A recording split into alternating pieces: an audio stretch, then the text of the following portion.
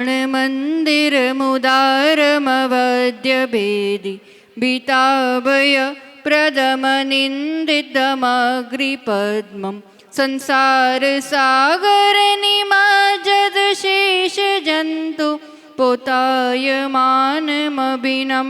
जिनेश्वरस्य दर्शनं यस्य वैराग्यवर्धकमगनाशकं प्रशान्तिदायकं चाहं वंदे सुनील सागरम। जय बोलो देवादि देवे खजाराज श्री आदिनाथ भगवान की, पार्श्वनाथ भगवान की, मुनिकुंज ज्येष्ठाचार्य श्री आदि सागर जी, महावीर कीर्ति जी, विमल सागर जी महाराज की। आचार्य भगवान आए हैं, आप लोगों को खुशी है कि नहीं है? है ना? तो फिर उतने उत्साह के साथ जयकारा भी होना चाहिए। तपस्वी सम्राट आचार्य सन्मति सागर जी महाराज की, साक्षात विराजमान चर्या चक्रवर्ती भक्तों के भगवान मम प्राण गुरु श्रेष्ठ आचार्य भगवान सुनील सागर जी गुरुदेव की।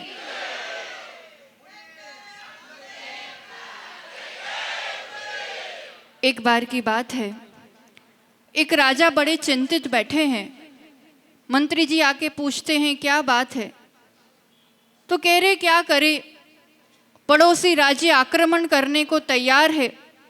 अपने पास बहुत छोटा सा सेना बल, धन बल, जन बल, छोटा सा राज्य है, कैसे जीत पाएंगे, क्या होगा?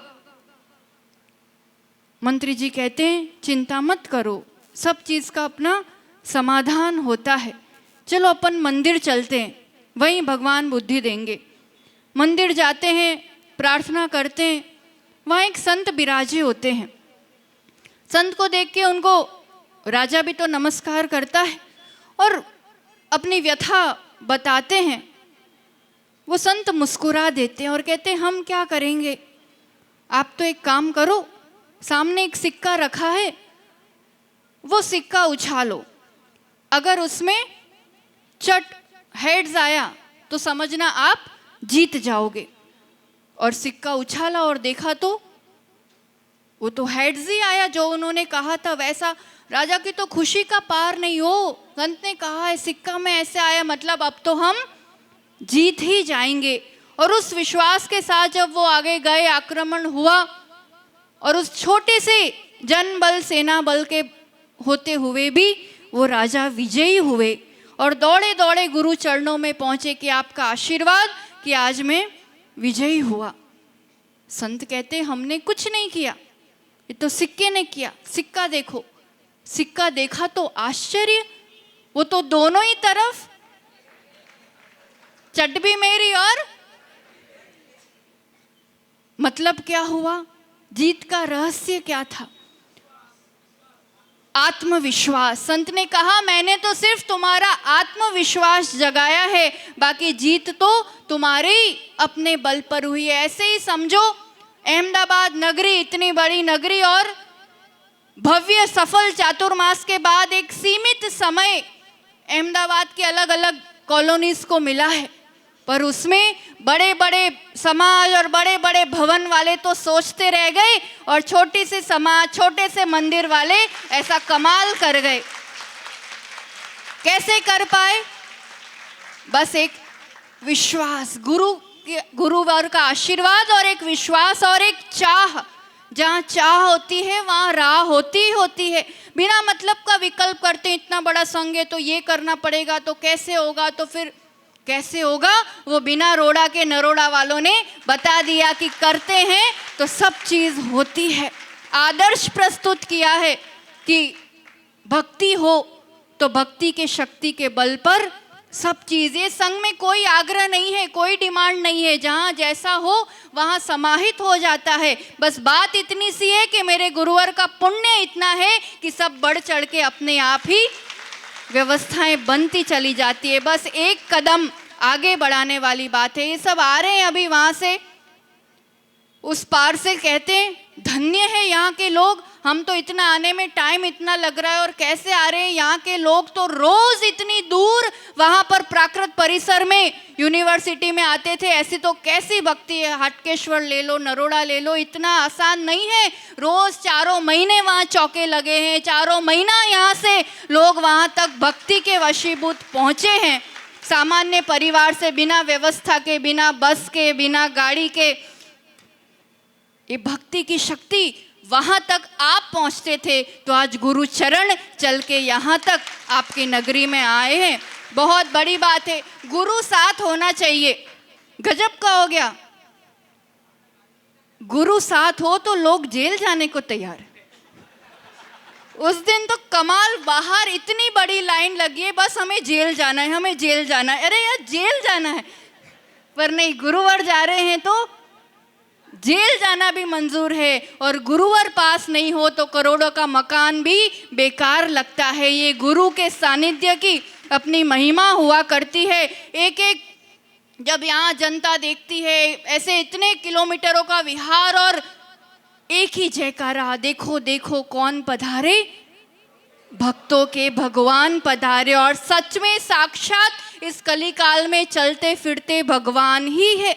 भगवान मतलब जो ज्ञानवान होते। भगवान शब्द का अर्थ क्या होता है? ज्ञानवान। इस कलिकाल में, इस सदी में आचार्य भगवान से अधिक ज्ञान के क्षोभशमधारी, ऐसे शास्त्रों के ज्ञाता, ऐसी प्रज्ञा, कब कहाँ कैसा बोलना, इतना ज्ञान बहुत दुर्लभ है जो आचार्य भगवान ने इतनी छोटी उम्र में अपनी साधना और विशुद्धि से पाया है।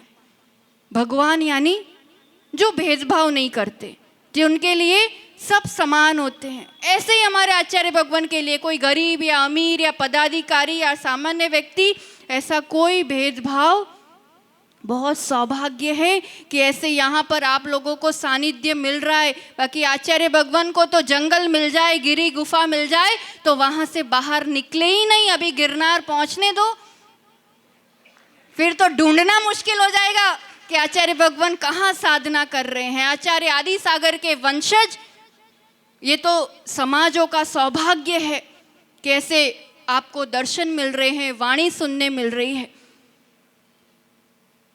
सामान्य से सामान्य व्यक्ति, आगमन हो या पड़गाहन हो, वो भक्ति के वशीभूत होती है। भगवान भक्ति के वशीभूत होते हैं। चित्तौड़गढ़ की तरफ विहार का प्रसंग, एक बहुत साधारण सा एक ढाबे वाला ही समझ लो। विहार में आचार्य भगवान का संग आते हुए दिखा, चरणों में लौट गया और बस एक ही विनती, आप तो यहाँ विश्राम कीजिए। समाज खड़ी है, कह रही है हमने आगे के गांव में पूरी व्यवस्था कर दी है, यहाँ नहीं हो सकता, नहीं हो सकता। पर वो व्यक्ति भक्ति करता रहा, नहीं मुझे कुछ नहीं पता, आप कहोगे वो करूँगा, वो नियम लूँगा, पर आप रुकिए। सारी व्यवस्था एक तरफ रह गई और आचार्य भगवान का मुनि संग सामान्य से अजैन व्यक्ति के यहाँ विश्राम कर लिया। जैन अजैन का भी भेदभाव नहीं हुआ करता है। भक्ति निर्मल और सच्ची होनी चाहिए। बड़े से बड़े अफसर भी देखते रह जाते हैं। प्राकृत परिसर का ही प्रसंग है। साहू शरणम भी था वहाँ, सन्मति समोशरण भी था, तो श्रेयांश दानशाला भी थी, है ना। इतने चौके वहाँ लगे थे। और जैन समाज के गौरव एकमात्र विधायक एमएलए कौशिक भाई, जीवन में पहली बार वहाँ चौका लगाने का मन बना, भाव हुआ, चौका लगाया।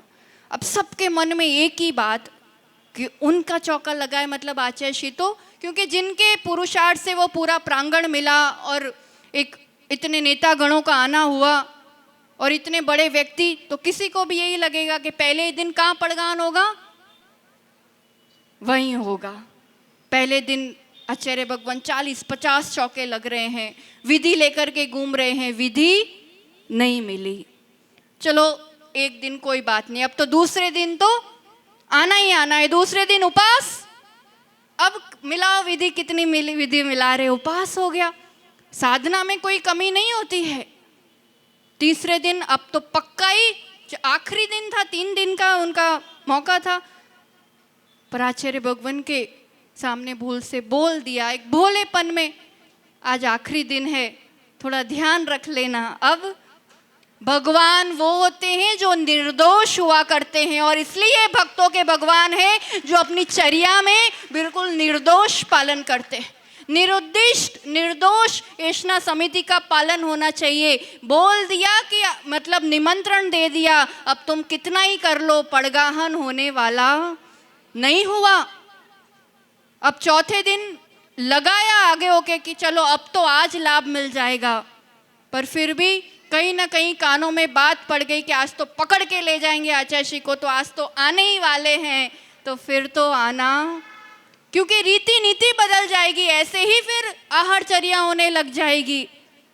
इतनी दृढ़ता, पर याद रखना अगर भगवान अपनी भगवत्ता नहीं छोड़ते और भक्त अपनी भक्ति नहीं छोड़ते तो विशेष लाभ हुआ करता है। और ऐसा ही हुआ कि उनकी दृढ़ता, उनकी भक्ति बनी रही, तो आचार्य भगवान के जन्म जयंती के तिथि पर ही उनको पड़गाहन मिल गया और आहार दान का लाभ मिल गया। सीखने वाली बात है, प्रेरणा लेने वाली बात है। हमें तो साक्षात भगवान मिल गए हैं, अब कीमत जाने, महिमा जाने, हम कितना लाभ ले सकते हैं। और यहाँ की समाज के लिए तो यही कहेंगे, छोटे से मंदिर में इतना बड़ा पुरुषार्थ किया है, तो अब ऐसा मार्गदर्शन ले लो। देखो, आत्मविश्वास और टीम वर्क, एकजुटता हो ना, तो फिर तो लड़कियां भी वर्ल्ड कप जीत सकती है। तो फिर अपन 3 लोग के विजेता का मंदिर नहीं बना सकते? बना सकते। एकजुट होकर के, जितनी समाज है सब एकजुट होकर आचार्य भगवान से मार्गदर्शन लीजिए